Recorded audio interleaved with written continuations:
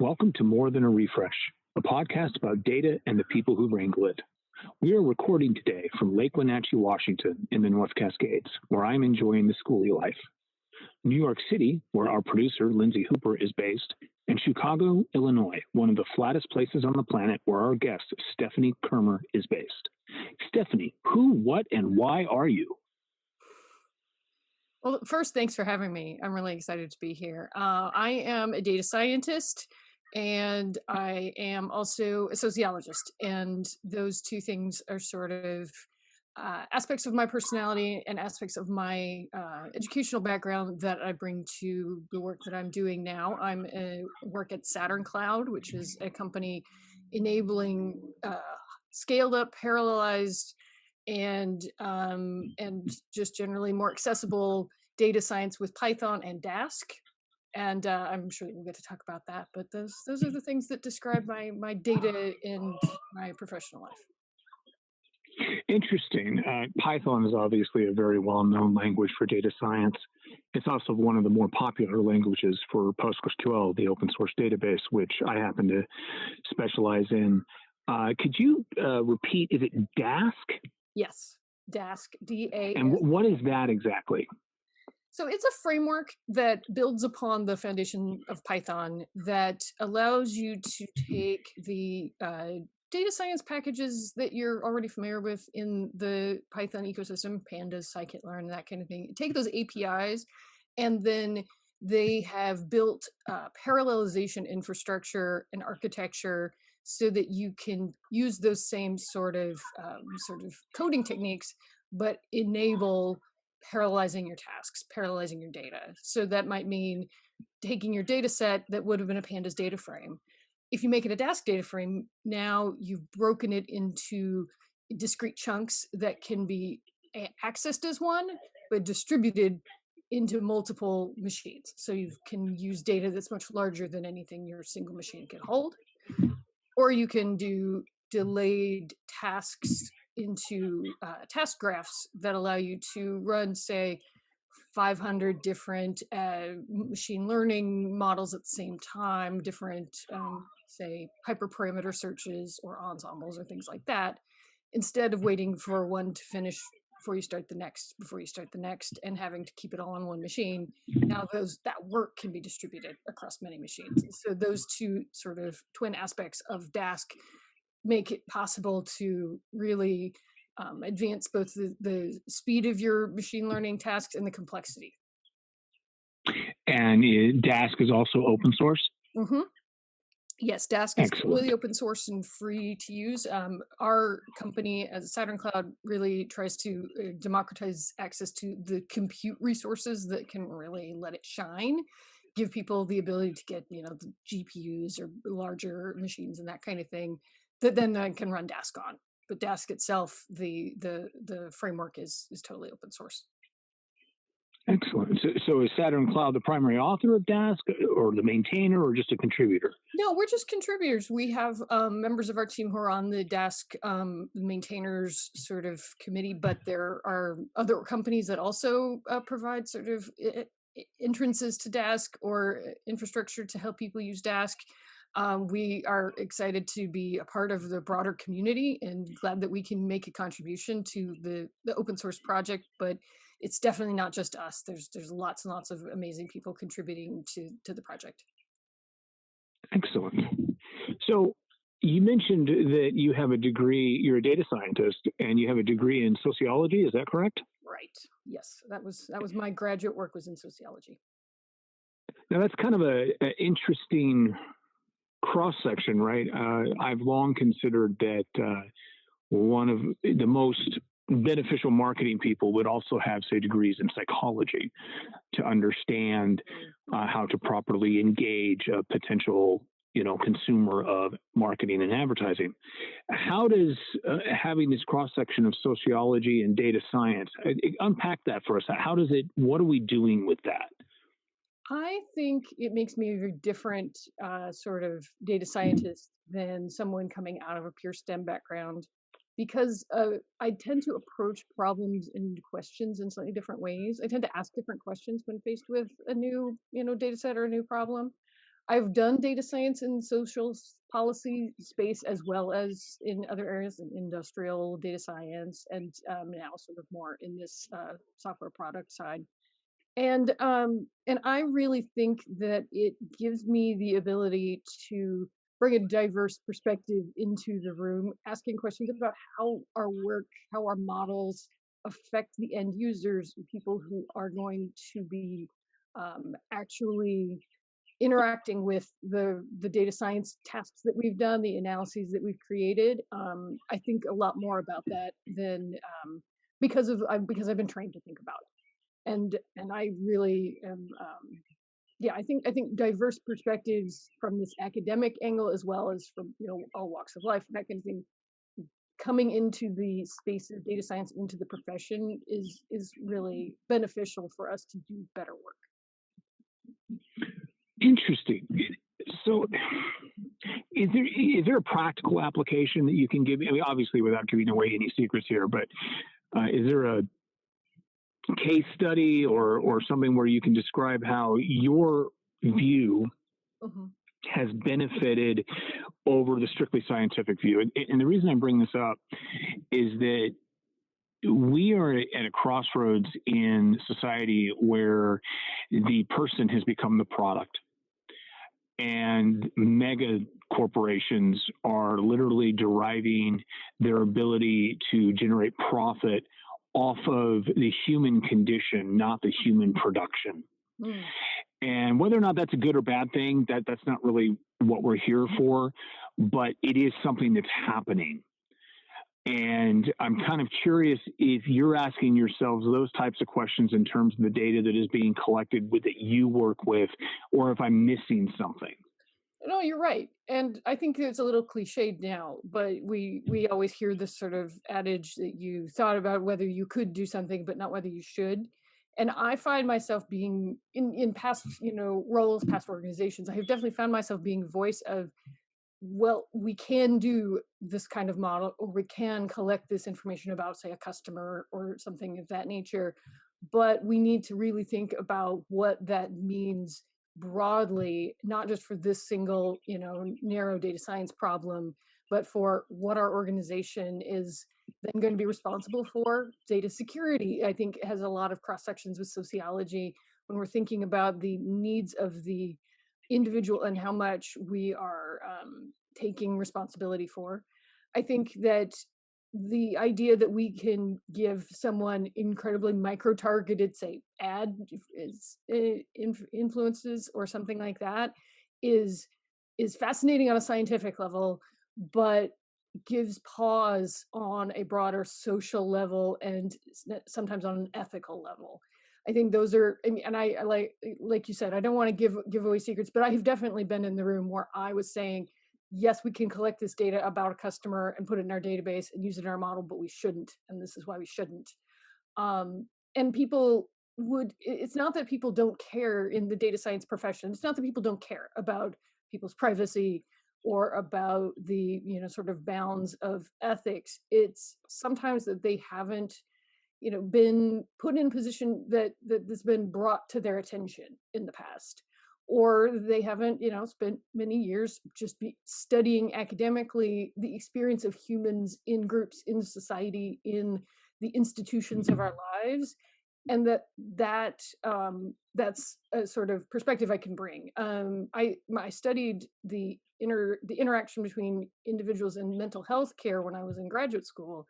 And the idea that we think of people as customers in a medical system, but it's really not the same. We think of people really are in positions of handing over power over themselves, data that is collected in the healthcare system as well as in other sort of settings, isn't just given necessarily freely with full informed consent with the customer or the participant knowing exactly what's going to happen.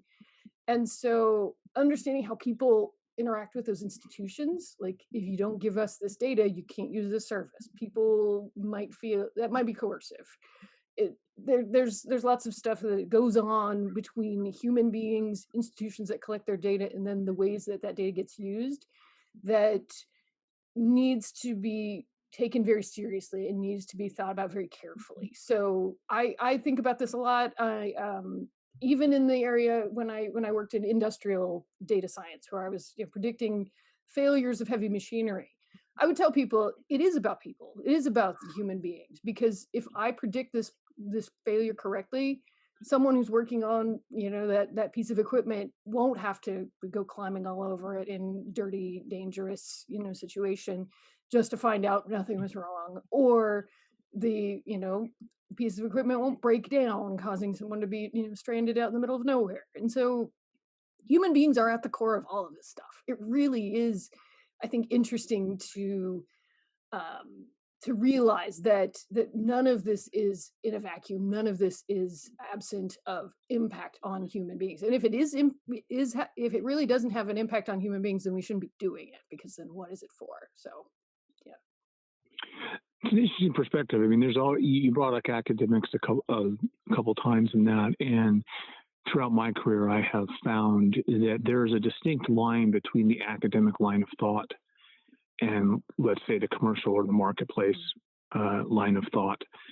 And they're crossing over now, because when you take data and when you have so much of it, I mean, I don't think that people realize, and this is just an example of how much data that credit card companies actually have on you. Yeah. Or even in a more interesting fashion, someone like an Amazon, because at least credit card companies are heavily regulated in terms of what they can do with that data, right? Mm-hmm. Whereas an Amazon, depending on what is happening, of course, but depending on what is happening with Amazon, they may or may not be all that regulated. And there's a question of, like you said, how does it impact the person? And I can imagine you're sitting in this room and you've got, 20 data scientists. And let's just be honest, all of them but you and maybe one other is a male. And they are, as males do, as I am a male, we get hyper focused on whatever particular problem we're trying to solve, especially as a scientist. And, we say, wouldn't it be great if? And you step up and you say, well, certainly from an academic perspective, that would be interesting. But from a deployment to the marketplace perspective, this is really dangerous because of X.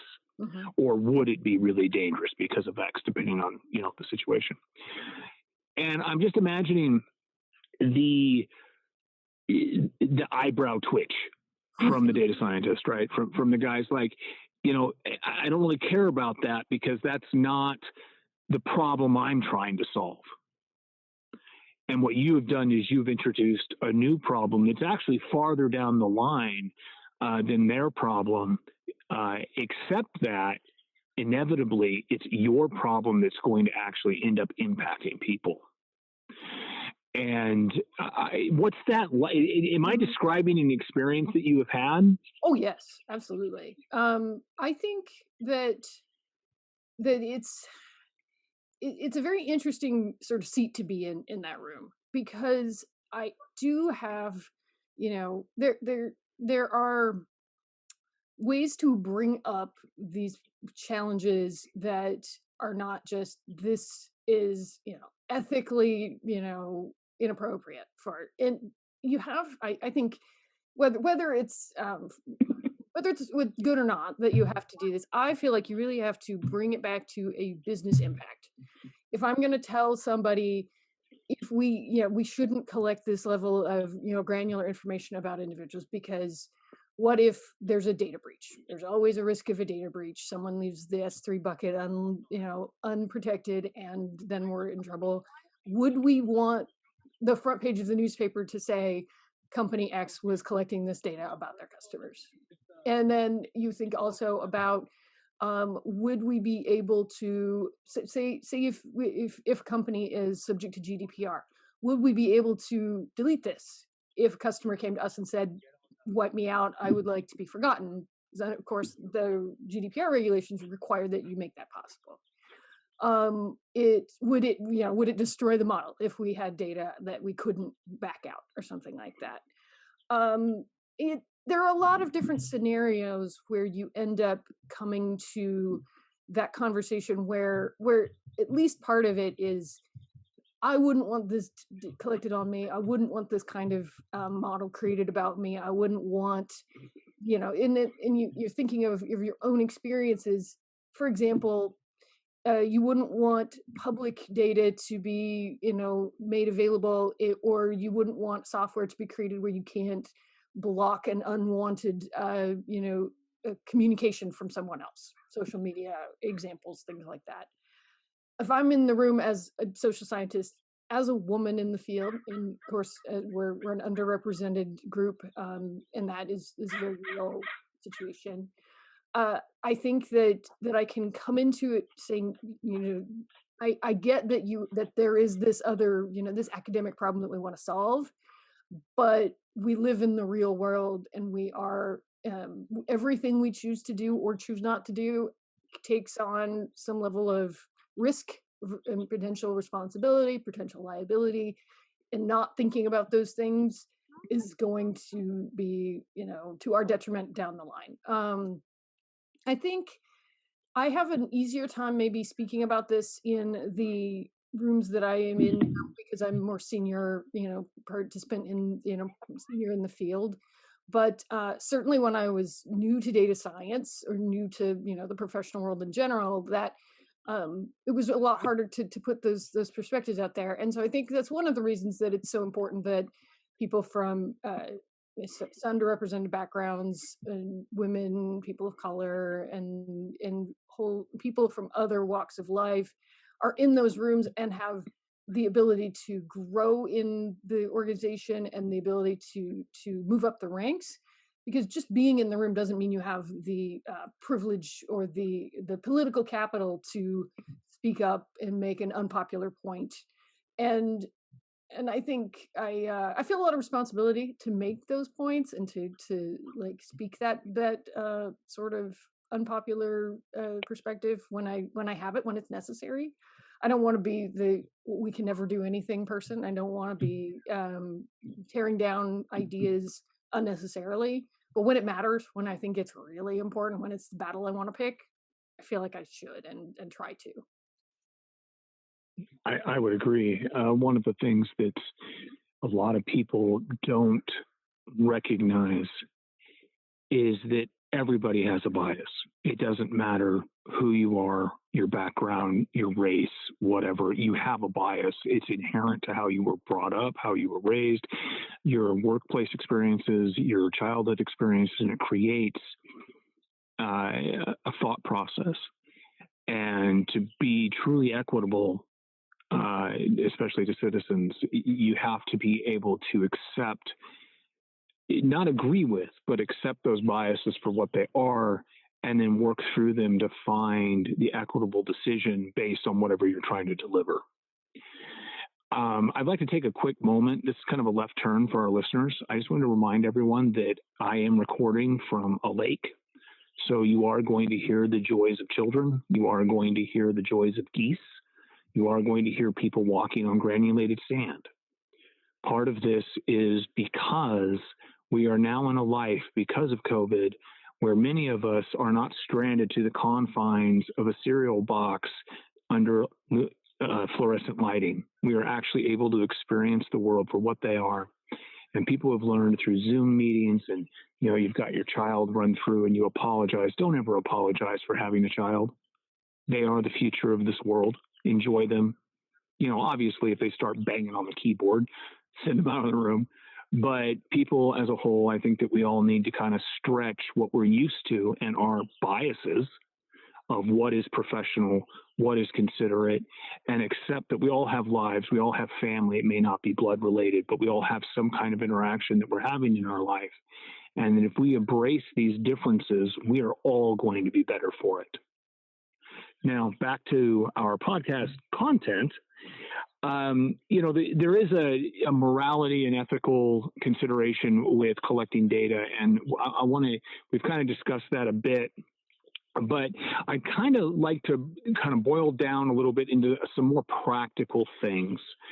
And I'll give you an example. We have situations where they say, go to a boot camp and become a data scientist in 12 weeks.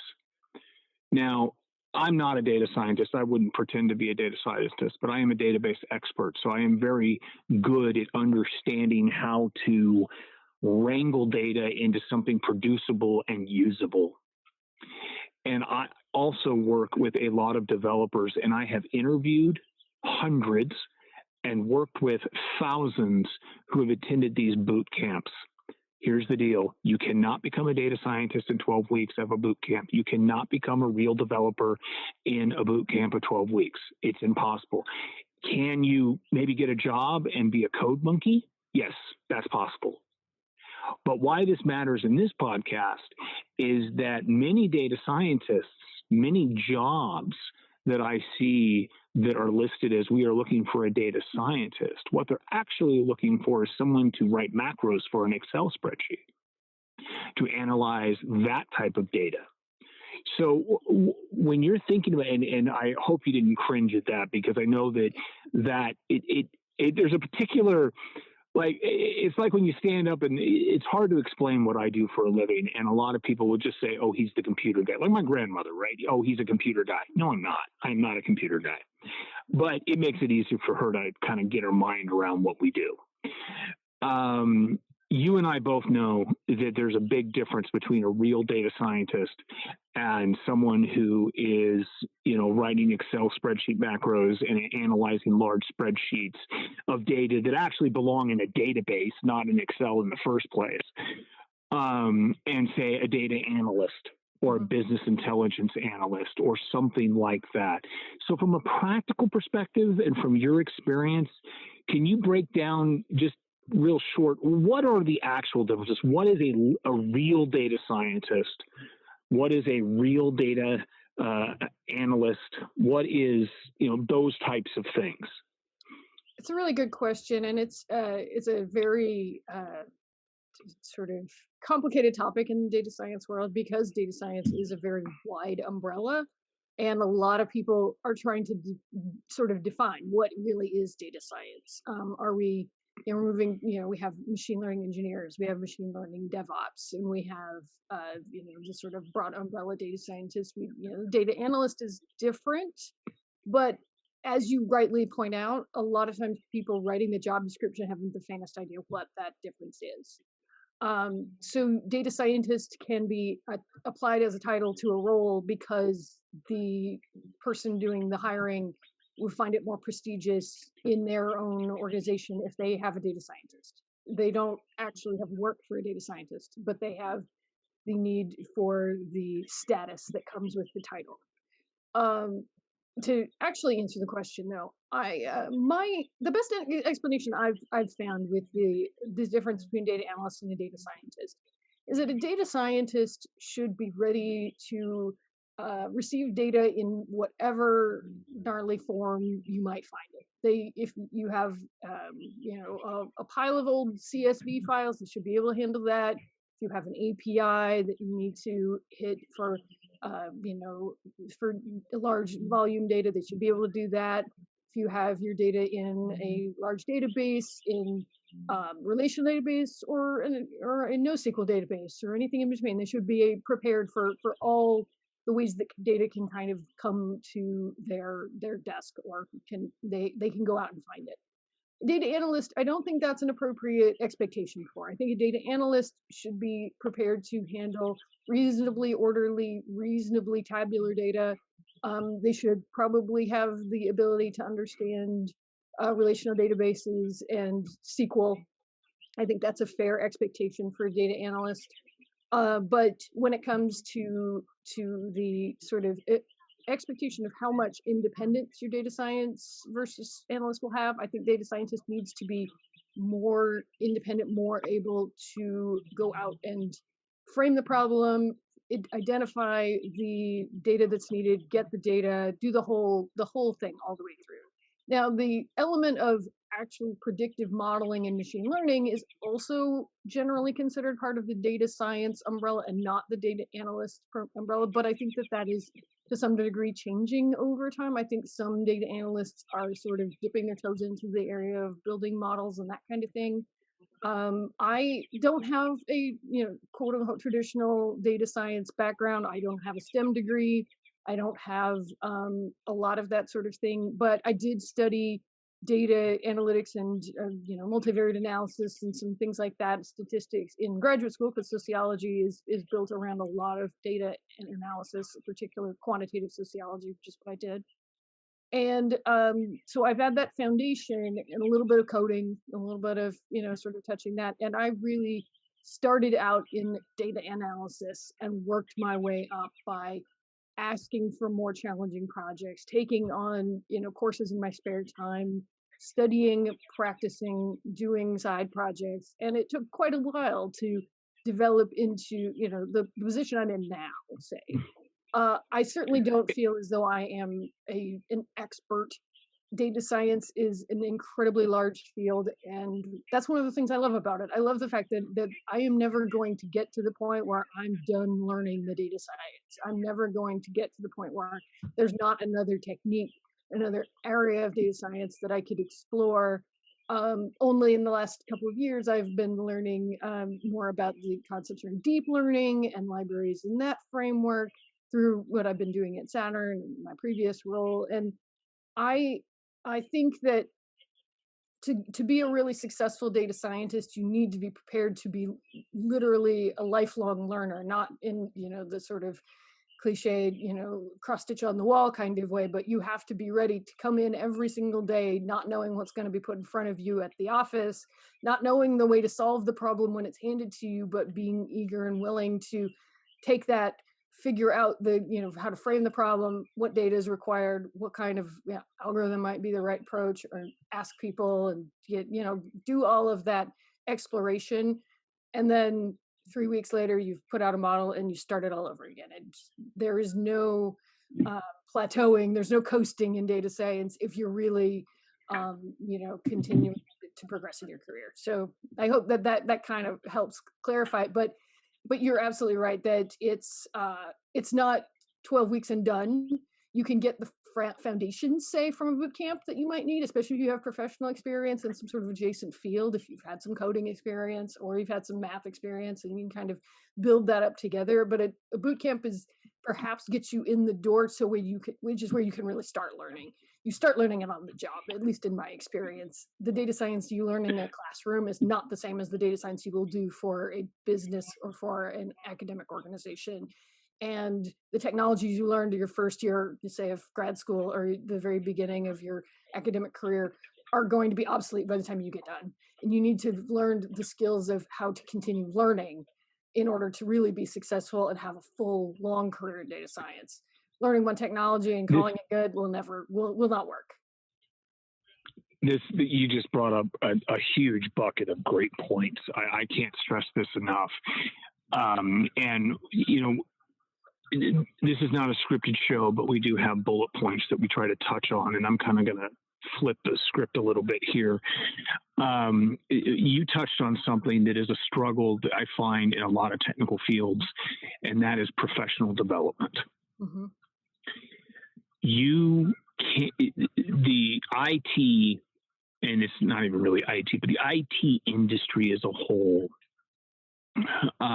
is an interesting problem when it comes to professional development, because there are a lot of people out there who want to learn, let's say, get their Linux certification and go be a Linux systems admin. Well, here's your problem. Now you need to know Kubernetes. Why is that my problem as an employer? Now, there's all kinds of reasons why it should be part of my problem. That's not the argument I'm making, nor am I saying that an employer should not be involved.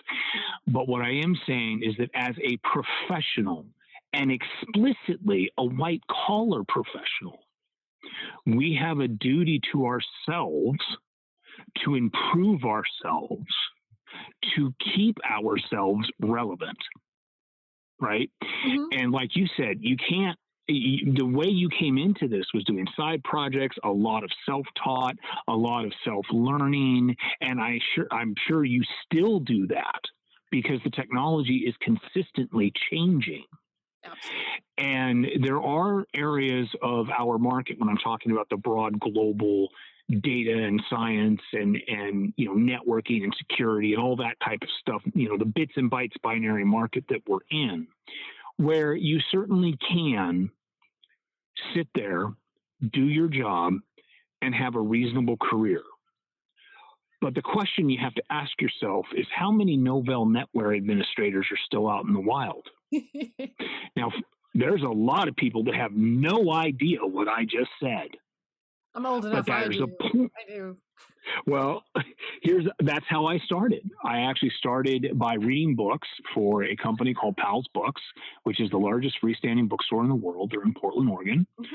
I worked at their technical bookstore, and I ended up somehow convincing the boss that I could administrate their Novell NetWare network. Now, here's the thing. I learned it from a boot camp. That boot camp was a book. Books don't tell you what happens in real life, period. They tell you an interpretation of what might happen and what you should do if it happens. It doesn't have an ability to calculate for the variables that you're running a coaxial network. For those that don't know what that is, look it up. It was terrible. That you have any number of different people trying to access the network from any other number of different technologies that are all interrelated, whether it be a Clipper database or a DBase database or a custom Perl script to read DBF files, right?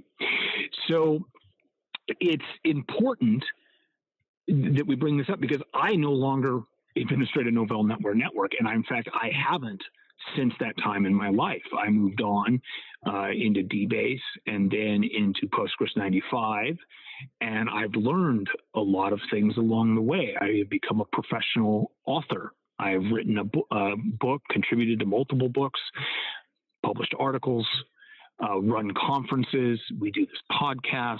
None of that was done by sitting still and assuming that somehow something great would happen.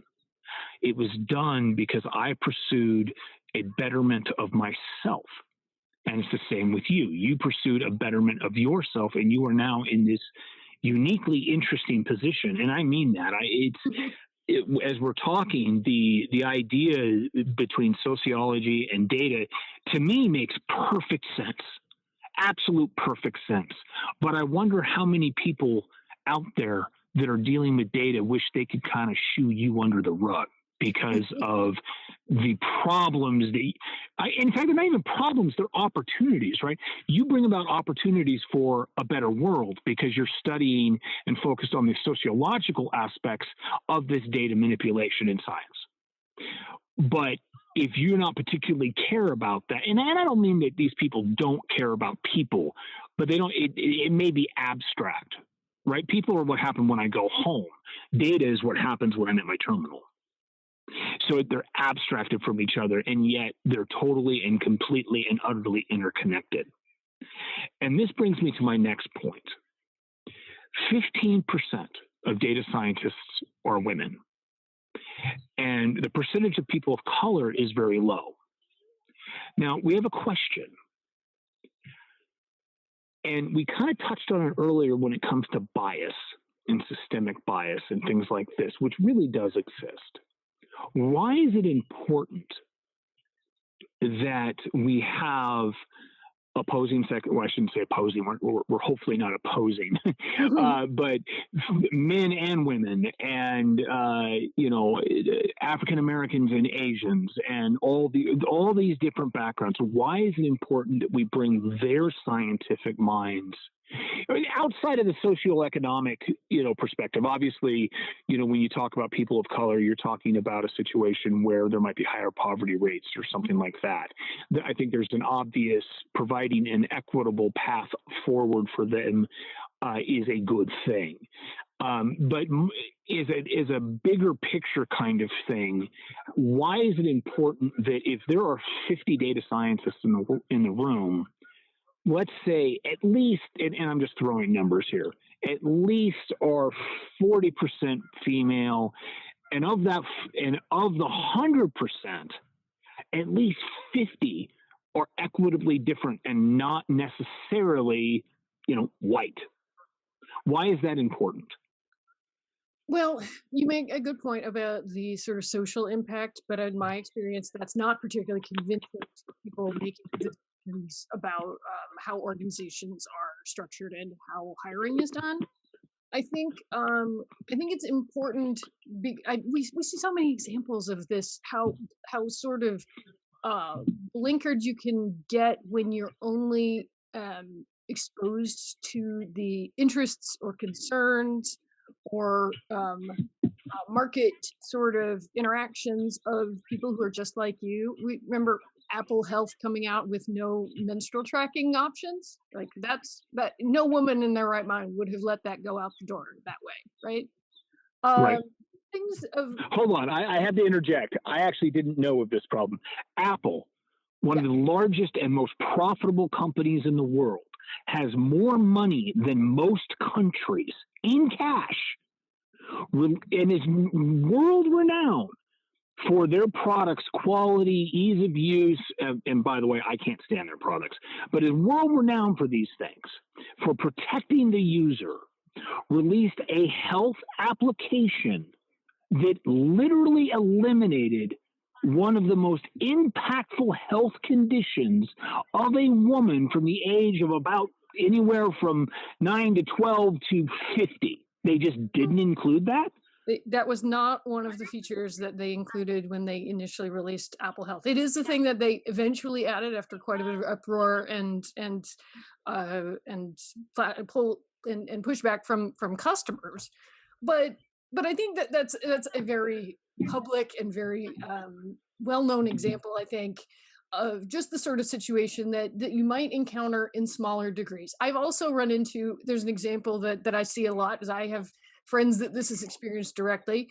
If you require names in a login or registration on your website to have 3 characters, that leaves out tremendous swaths of the world.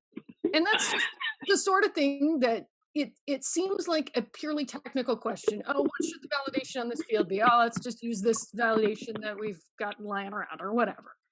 But having someone in the room whose last name was Lee, L-I, for example, would really make a difference in how that product was designed and how that data was handled and how the experience would be, and all of those are problems that are not just problems for the individual customer who is experiencing that. They're problems for your business, because your business is excluding people who have money that spends just like everyone else's, and you're risking your reputation among whole populations who may not be personally impacted by this problem, but will obviously know someone who is.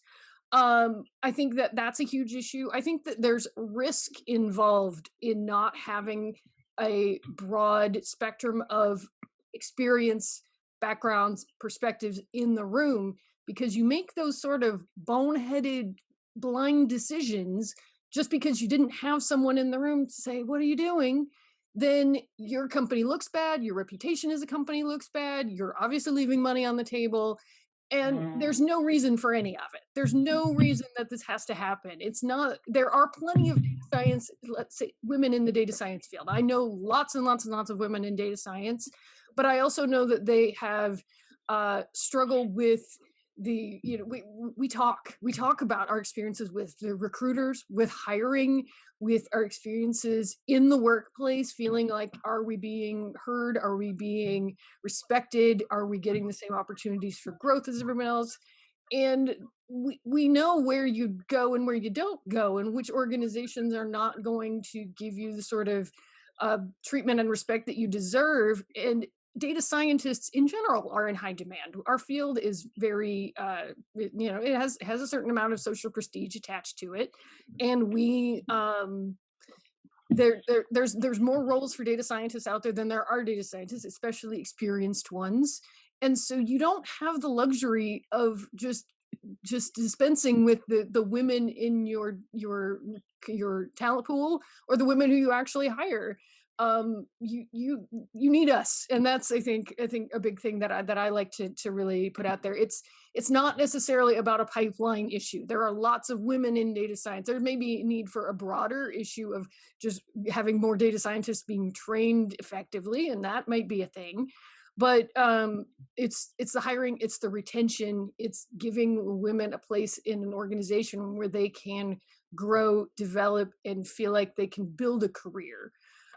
That I think is really the biggest key. And this is all speaking just about women, because that's the area, of course, that I have personal experience with. But I think that this is true of other groups as well. I gave a talk a couple of years ago where I talked about some of the lessons for data science from the sociological angle. And one of the issues that I mentioned, that I brought up some data about, was that the percent of math PhDs or people in STEM PhDs that are people of color is quite low. It's not necessarily low for women. I mean, it's not proportionate to the population, but the percentage of math and science and STEM PhDs and statistics PhDs that are issued to people of color every year is single digits.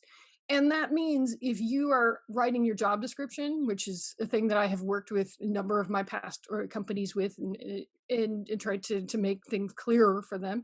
If you require that STEM PhD because that's your shorthand for, well, this person must know their math, you are actively already cutting your candidate pool to single digit percentages of people of color for no reason. There is absolutely no reason to require a PhD for a data science hire. It's bananas to me. I think people still do it because they don't really understand what they need a data scientist to do and what the job actually is. So they can't list the qualifications that would be applicable. So they just get lazy and they say, oh, we'll just require them to have a STEM PhD. And then when asked, I find a lot of these people will say, oh, well, for the right candidate, we would just leave that out. We would overlook that. And then I say, how are you going to find the right candidate if you have already told them not to apply because you've already set these requirements up? They're not interested in your organization if you already put up that barrier and you've already lost. I think that's some of my thoughts on the sort of gender imbalance in data science, which is pretty appalling, but also the issues around the broader diversity of the field.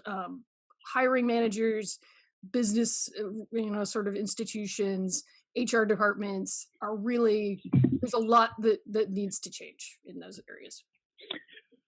So, and I'm not trying to make light, because you are clearly very passionate about this, and I would agree with you. But I just want to get something off, on the table. You are in fact a woman.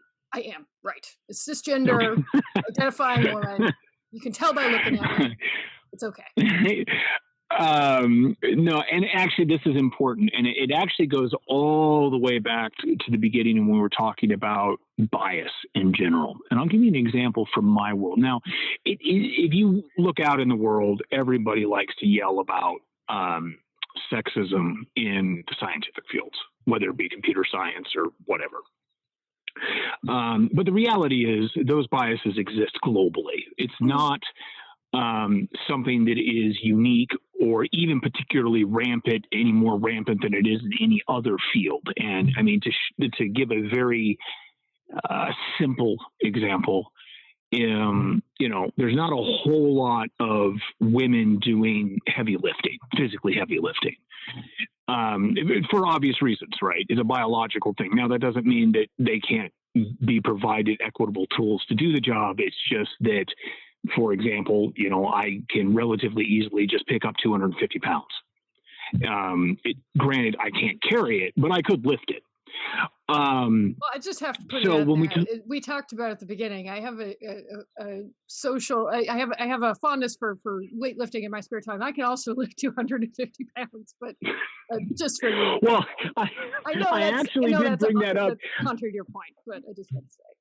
No, it's okay. And certainly there are definitely women who can, and I don't want to take away from that frankly, just a little bit terrifying for me statement. No, absolutely. And you did mention that you're big into fitness. I was actually curious about that. Are you, is it CrossFit? Are you MMA, or are you just big into like lifting and cardio? What is it that you're particularly enjoying?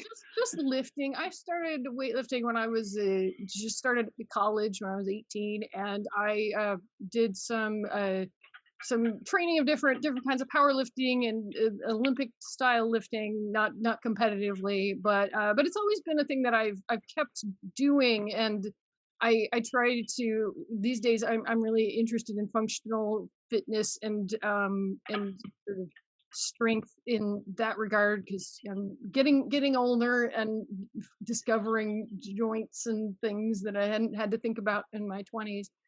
And I think it's extremely valuable for mental health, physical health. I think that it has made a tremendous difference in my ability to sort of cope with the stresses of the rest of life and that kind of thing.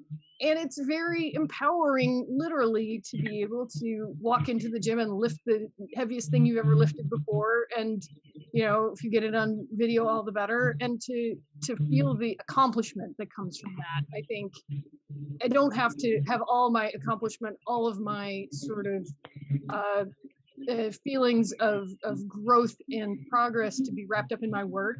I like having another part of my life, a part of my life where there's something else that I am aspiring to, working towards, and giving my all to every week. Well, it's interesting you bring that up, because I think that in specifically the mental health aspect, right? I think that there is definitely a situation.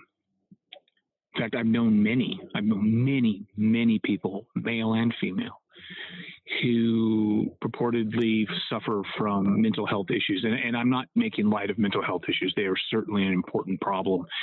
But when you look at their lifestyle, you wonder if it's become a vicious cycle. They're coding 16 hours a day, they code into the night, then they game, then they get up the next morning if they slept at all. They're not getting sunshine, they're not getting vitamin D, they're not going on hikes, they're not going on walks, or lifting, or whatever it is that would bring about the body's natural resistance to things that damage it. And that is something that a lot of people don't realize, is that the human body, now it can't cure everything, of course, but it has a lot of natural ability to assist in fighting depression through endorphins, fighting pain through endorphins and dopamine and things like that, through anti-inflammatory, through natural remedies. And a lot of people don't get that everything is connected in that manner, right? You wonder, why am I feeling so down? Well, maybe it's because you've been sitting on your damn couch for the last 3 weeks drinking. They don't make that connection. Yeah, I think you're absolutely right. Yeah, even if there is an underlying, say, mental health issue that isn't going to be solved by physical activity and keeping a healthier lifestyle, it's certainly the cheapest, easiest way to try to start. And if you exercise and worked on your daily life sort of experiences, and yet it still hasn't solved the problem, then perhaps you need to seek a clinical solution. But it's so little effort to just give it a try, and I've seen tons and tons of people find dramatic shifts in their outlook and in how they feel just from getting involved in fitness and that kind of thing. I agree. I kind of want to get back to the hiring process, because you're clearly passionate about it, and I think you have a valid point. And I wanted to share an experience, because we had talked about sexism.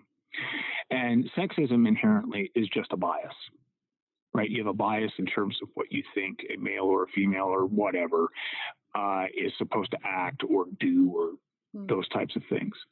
Now, Command Prompt, we have had difficulty finding people of color and women in the technical realm. Now, that's because one of the reasons is that we are specialized, right? We do Postgres and Linux. right? That's it. We don't have 7 different databases we support or anything like that. So there's a large part of that. But interestingly enough, one of the problems that I have run into, our COO is a woman, and a fantastic, brilliant woman who has helped turn our small little, essentially a hobby shop, right? Where, I mean, we always did good work, but we didn't have necessarily, orderly policy process, quality controls, those types of things. And she has taken us, I mean, in, 5 years, she has doubled the size of our company. She is an absolute leader in and an inspiration to any woman that wants to be in tech in terms of professionalism and personal development and striving forward to become something. But here's the catch. She can email a client and email a client and email a client, and she'll do it 6, 7 times, and she will be frustrated. And she will come to me and she will ask, do you have a different approach? I'm like, well, let me drop them an email and just see what happens. Time and time and time again, the COO, who happens to be a woman in my company, will try to contact a client for the client's benefit, and they will ignore her. And the moment I mean the moment, like I'll get an email back, post haste, can we set up a call? I'm sorry, blah, blah, blah. And all I did was said, hey, man, we're trying to help you out. Now, a lot of people would say, well, let me guess, you're emailing a man. No, not always. Now, yes, of course, because of the field we're in, a lot of times it is a man, and they are just completely discounting the fact that this powerful woman is running this company that is literally running their company. And they ignore her. And I'm not going to bring up the particular culture, but there is definitely a certain cultures. There's a couple of cultures out there that it is worse with, and I will boldly state that it is not the Caucasian culture that is the problem. But more importantly, it's not always a man. Right. I think so my curious, yeah. Go ahead.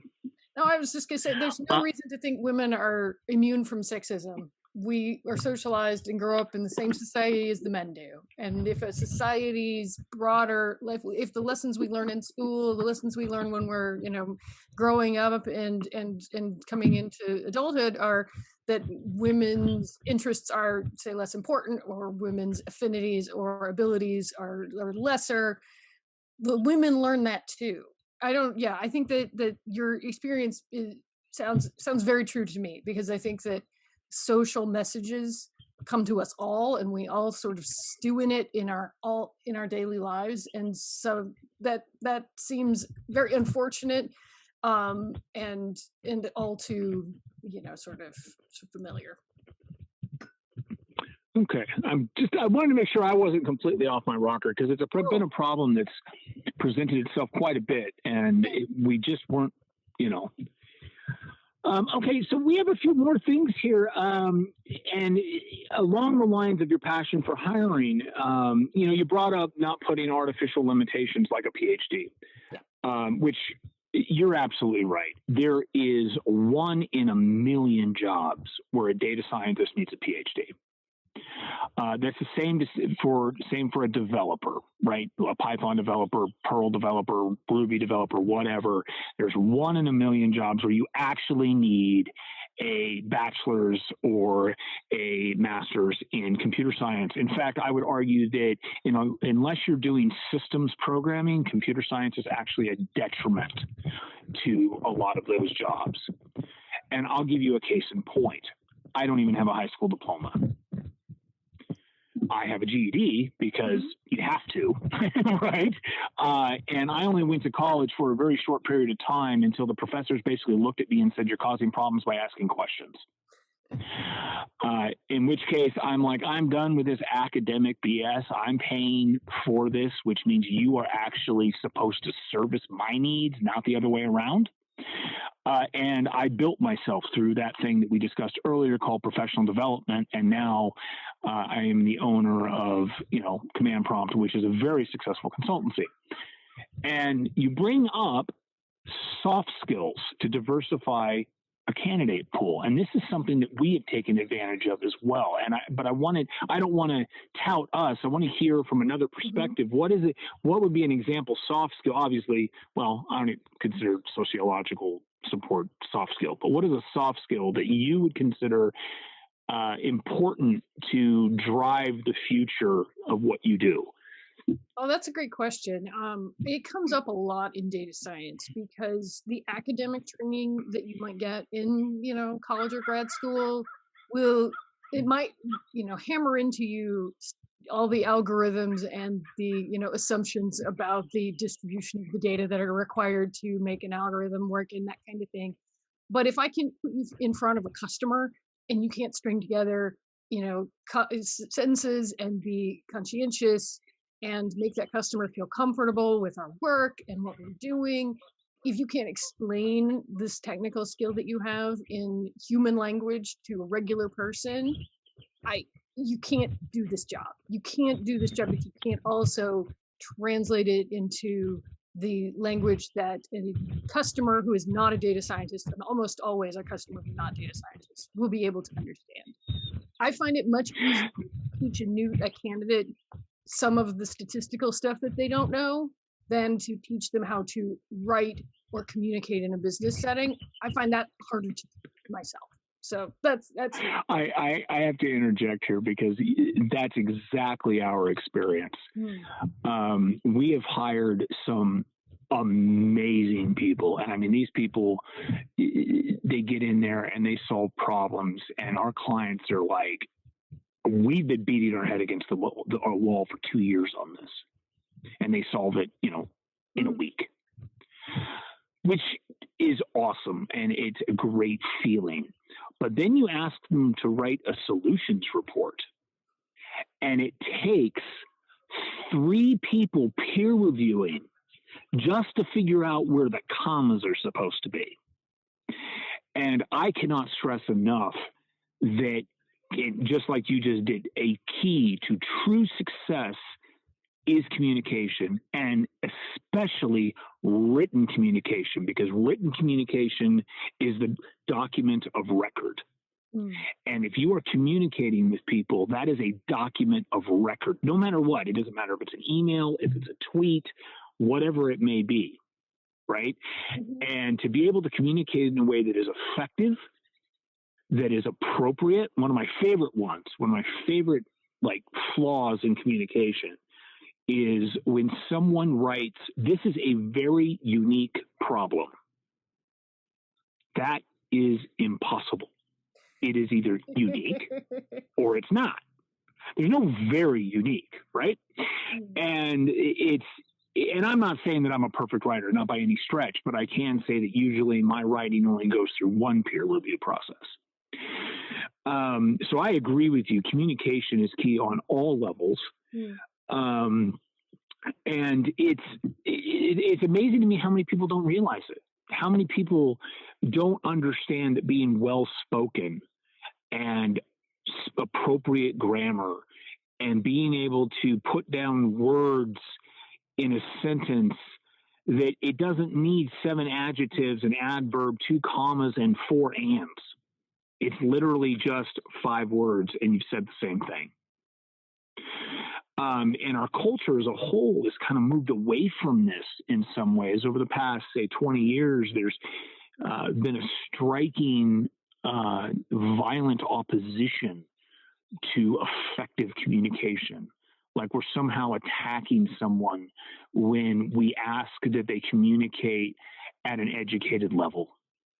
And that's an unfortunate position. And I'll tell you, one of the reasons I've experienced this is that one of our longest team members doesn't have a computer science degree. He is one dissertation away from a PhD in English. And he's one of the best guys we've got. And not only does he one dissertation away from a PhD in English, he's a Ukrainian. He's not even in the States. Oh, wow. That's great. And he's a great team member, and he has a fantastic communication skills. And we've obviously run into some bias issues because of their culture and our culture and how things work and things like that. But because of his communication skills, we have been over year, been able to continue to improve not only himself, but our team and the relationship with customers that he works with. And it's not necessarily because he happens to be a very competent tech. It is necessarily because he can communicate effectively. Mm-hmm. So I agree with you on that. Now, I want to switch gears because we can certainly talk about this a lot. Mm-hmm. But there's one part of this that is actually very close to my heart, which is the democratization of data. What I would like you to do is explain to our listeners, in your mind, what is the democratization of data? That's a really, really big question too. I think there are a few areas of this that particularly interest me. So there's a democratization of the actual data itself, making it so that you can control the data that exists about you, and so that data about public interest is actually available to the public, and you're not, going through FOIA requests to get data that should just be available online. I think a lot of, particularly cities and states, are doing a really good job making data broadly available. But what I really think is interesting, and one of the things that has made me so passionate about Saturn Cloud, is the democratization of the resources and the computational infrastructure to actually then turn that data into something that's going to generate value to you, to your community, to a business, or whatever. I think that we get in, this is a problem businesses have, as well as people in sort of, the broader ecosystem. You get all the data, you realize, oh, we needed to have data about this behavior or this part of our business or this sort of, public interest issue. And then you collect all this data, and you've got a big pile of data, and now what? And I think we have, it's been a sort of expectation that a lot of the really like advanced, really exciting data work can only be done at, say, big academic institutions or huge corporations, things like that, because they've got the quote unquote supercomputers, or they've got all of the resources to all of the technology that needs to be used. And it's just not the case anymore. Now we have the ability to go from, sitting here at my little laptop, get access to, a cluster of 25 machines, each with, 4 GPUs in them or something crazy like that. I could do the kind of data science at scale using all the data that I have in my hands and more, without having to be part of some elite institution or some highfalutin organization. And I think that really creates a few things. It makes it possible for complex data questions to be answered that wouldn't necessarily be asked in big, organization X, Y, or Z, or university, whatever. And it also means that then people who want to learn the higher, more advanced technologies that are going to get them the job, that are going to be in high demand in those big organizations, you can learn that without having to get the job first. And I think that that's a big deal. I think being able to learn, say, deep learning without having to already, say, be affiliated with an organization that's already doing it, or begging someone for resources or something like that, being able to learn distributed computing without having to already be at, IBM or someplace, that is a huge deal for the profession. And I'm really excited about that. It's what Saturn Cloud is here for. This is what we do. We make all of that compute, the resources, the workspaces, all of the hardware that you might need accessible and the rentable at affordable rates.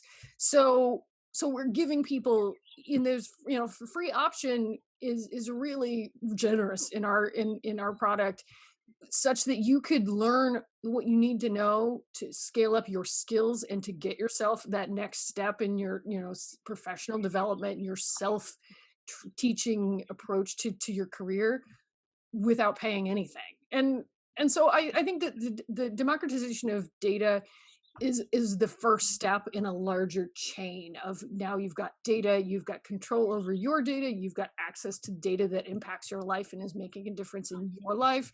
And now you have all the hardware and the resources and the infrastructure and the ability to learn what you need to know to make that into something that's going to be really meaningful and to make a big impact. So that's kind of my perspective on the whole democratization of the data space, I guess. Okay. Well, I'm going to bring up something random, and then I want to talk about this a bit, because I do believe that everything happens for a reason, and we may not understand that reason, but there's always a price that you pay for something, and it may not necessarily a financial price. It may be a physical price, emotional price. It might be something that happens later in your life. But for the past, and I'm not kidding, I have pictures of this as we've been talking, for the past 20 minutes, there has been a butterfly on my palm. Wow. I didn't put it there. Yeah, I didn't put it there. I even tried to shake it off, and it's like, no, brother, I am here. He just flew off and then came back, and he is now on my left hand where he was on my right hand previously. He is a stubborn little dude. I know that's completely random, but that's one of the joys of, doing this podcast outdoors, is that we can have a conversation that embraces everything that's happening in the world. And that is something that's happening in my world right now, is this butterfly just sitting on my hand. But I want to go back to data democratization, because you brought up something, and you brought up Saturn Cloud, which I think is good. I think that, and we can talk about them in a moment. But I want to talk about something that you brought up because of your sociology background. So now we have all this data. We have enabled users, any user, to be able to manipulate and analyze and calculate on this data and determine what the answer to whatever question they're asking. And understand, I am a huge privacy advocate. I'm a huge First Amendment advocate. I'm actually an advocate of all of our rights, not just the ones that whichever politician is in power wants to embrace. And we have a problem in that too much data in the wrong hands is inadvertently a bad thing. And it can be empowering. It can be greatly empowering. But I'll give you an example. Once upon a time, there was a former celebrity who read a flawed and now debunked scientific study and talked about this study. And it created the anti-vax movement, at least the public anti-vax movement. Now, there is a theological anti-vax movement, but that's a different discussion. I'm talking about the average Jane or Joe who follows this celebrity, who doesn't understand that this celebrity is not an expert. One of my favorite is the mommy bloggers who refuse to cite their sources, right? It's just, this is fact, right? Even though, and you'll ask them, like, what's your source? And they don't even know how to cite, right? But in this particular instance, it is relevant because of the pandemic. In that, now I do have concerns about the vaccine just because it was so quickly produced. Okay, I don't have a concern with vaccines in general, but we're talking about something that came about in less than a year that would normally take 4. Okay, that is, to me, a concern. But that is not to suggest you should not get vaccinated, not in any stretch of the imagination. But what you do have is this problem where people are getting on their podiums, and especially, say, a celebrity who has no idea what they're talking about, but has a huge following. And now we have a movement that threatens literally the global population. How do we handle that problem? Because that's a data problem. It's literally a public equal access to data problem. See, I think that's a data and it's a sociological problem. Yeah, it's a sociological, it's a data literacy problem. And I think that's may even, come into the area of our education. I actually taught research literacy at DePaul University for one semester, and it was a very interesting experience because I was teaching primarily pre-med students at that time. And one of the things that I really like thought about a lot while I was teaching this course was that I want, even if these students take this class and decide, never mind, I'm not going to become a doctor, never mind, I don't want to go into this at all. I always wanted to make sure that I was preparing them to just be an informed participant in society and in the community that they live in. And that means being able to understand technical information, but it also, I think, means I think there's a lot around the way that we consume data that could be better, especially as laypersons and not as people, interested in data science as a profession, but as in, grandma or, your neighbor down the street kind of individuals. I think we could do a much better job giving people the the sort of baseline training in statistics and in what statistics means, not by throwing Greek symbols in their faces, but in explaining and talking about the intuition of statistics. I think we could do a better job in scholarly writing about math and about things that are based on probabilities and statistics, because it's a multi-pronged problem. I don't think necessarily that I wouldn't go in for reducing the amount of data or information that is made available. I would go in for thinking carefully about how we present math information and public health information in the general sense. It's interesting that we come back to this, because I also took some classes in the public health school while I was in graduate school, because I was interested in getting that perspective on in particular on mental health, because that was my general focus, but on the medical sociology sort of field abuts public health in a lot of ways, and the idea of how to communicate about health and about the questions of health sort of recommendations, and translate science into forms that are accessible to the members of the community. That's a big part of the public health sort of ethos, and it's a big question that they spend a lot of time as a whole profession thinking about and trying to figure out. And so I think we could learn a lot from public health in terms of general communication about statistical odds and what things really mean when you have little data or no data, or only a very biased sample of data, and that kind of thing, and what inferences can be made and what can't. I think that it is a problem, though. I think that we definitely don't have the informed and accessible voice of communication about statistics and data and data science and that whole thing. We don't have a seat in the public discourse in the way that we should, and that's not necessarily because the public is not listening, but we're not speaking, I don't think, is as in the way that we should be.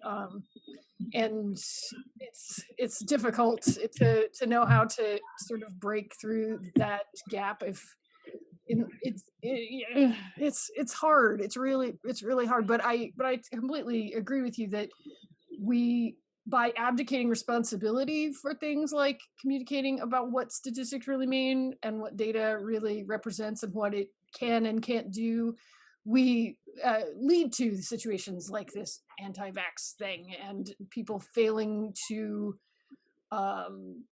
like people falling into hucksters trap because no one was contradicting that and no one was out there speaking to a different perspective. It's easy for hucksters to get that sort of media coverage because they can be, sort of excitement and flash and glam because they're not tied to facts or data. But yeah, we as a discipline, as data scientists, I do think this is a thing we should do. We should care a lot about, even in your talking to your family and friends about, over the dinner table or, over Zoom in these days, about what data really means and what, if they read an article giving some time over to thinking and talking about that with them, and trying to spread that information rather than just assuming there's no way that grandma could ever really understand what this study really represents. We could do that. We could do a better job with that, I think. I could certainly do a So better. what you're suggesting, and I can hear the exasperation in your voice actually about this. You've clearly have put a lot of effort into thought in terms of solving this problem, of which it's a difficult problem to solve. Mm-hmm. But what you are really saying is get off the couch, be educated, educate your family and friends, and try and make educated decisions.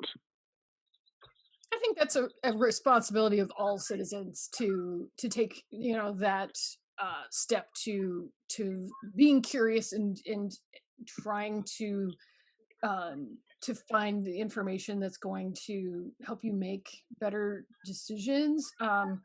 I know that not everyone has the same access to that information. Not everyone has the luxury of the time to go out there and look for that information, given just people's different life circumstances. But if you do, I think our education system should encourage that. I think you should get that, like, learning how to learn sort of framework in the school system and that kind of thing, and that I think would help a lot too. But yeah, you're right. It's hard. There's not one good answer, but the smallest step we can make is at least trying to help it out in our own families and local communities.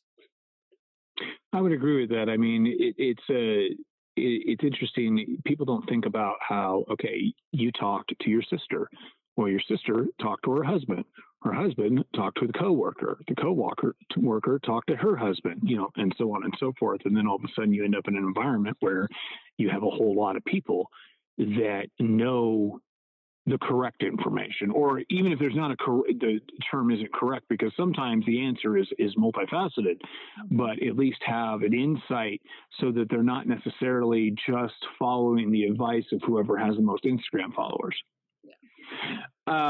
Okay, so we've been talking for a while now, and I've really enjoyed this conversation, but I do want to give an opportunity for you to discuss, or for both of us to discuss, Saturn Cloud a little bit.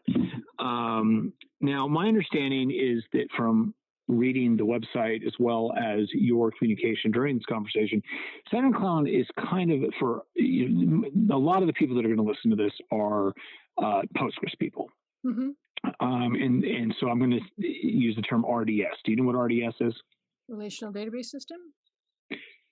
Well, actually, that was silly. Yes, you're absolutely right. Sorry, but in terms of Amazon, what RDS is, I should have been more clear. RDS it's a remote database system. It's their managed database service, right? Where basically you put a coin in the slot, they give you a port, and you can connect to Postgres or you can connect to MySQL. Don't ever do that. Use Postgres. And you can, manipulate your data. And it sounds to me what Saturn Cloud is I put my quarter in and I can upload a data set or possibly choose among existing data sets and then analyze that data in a multi-compute fashion where you already have the hardware and essentially the cloud set up. So it's kind of like a data science cloud. Sure. So yeah, let me your perspective, your sort of metaphor there is on the right track. So let me give the example that I could sort of talk you through. So say you've got your data on AWS. Your data lives out there. It's on the cloud. That's great. You could then get on Saturn Cloud and connect directly to your AWS, say your S3 bucket or your DS or wherever you're keeping your data. You can, if you can access your data through a CLI, you can access it in Saturn Cloud directly then. And then you have access to Jupyter notebooks for Python. You could use Python scripting. You can do cluster computation with Dask, and we use EC2 instances, but we abstract away all the fuss of setting up, figuring out which one goes where, figuring out what size you need. We have documentation and tutorials and helpful steps for all of this stuff. And then if you want to, after you've done your data science work, you maybe have built a model, or maybe you've produced some graphs or some analysis, you can deploy that. So then we have a system where you could deploy your model so that then people can hit it with an API and get predictions back, for example. You could deploy a dashboard. We have a number of different open source dashboarding tools that we support and help people to use. So you can make your... Let me interject for our listeners. What would be an example of a couple of the open source dashboards? Oh, let's see. We have Voila. We have, there's another one that name I cannot remember all of a sudden. But Grafana, maybe?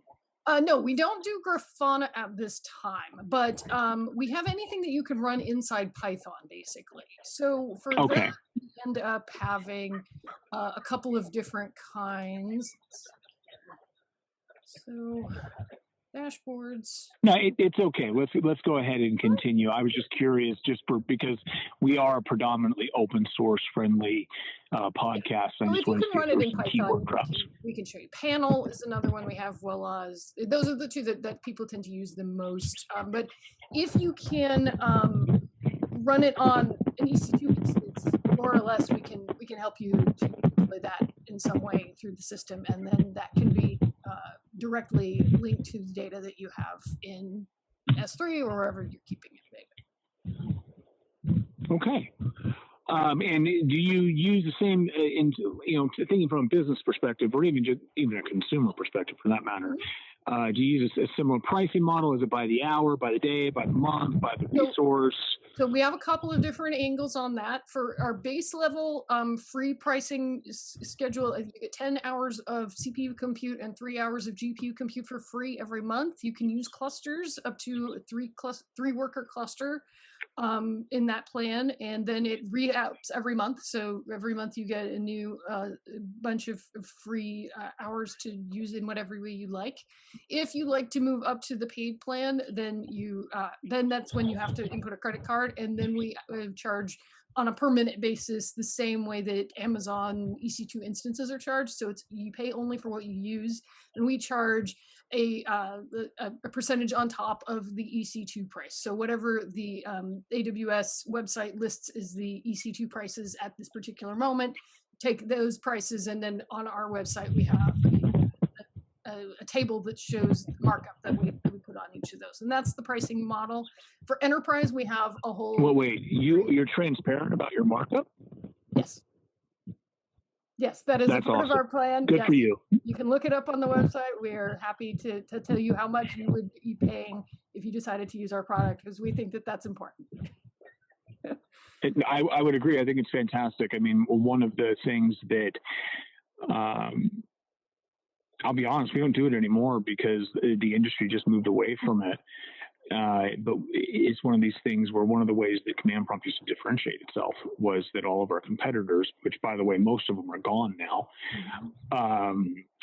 they say, please call us for an estimate, right? We would just tell you, this is exactly how much we charge, right? Yeah. Oh, and there's a pricing link at the bottom of the page, so just feel free to... SaturnCloud.io. Yes. We have an enterprise product as well. My boss would be unhappy if I didn't mention that we have enterprise products of custom installs for large enterprises that want to use our product. And might want to use the product. They might want to use the product in a more confidential way as well. Right. Would probably make them feel better. They want to have their own. It will be installed in your AWS account, and you would have complete control over the whole thing. That's the idea. Okay.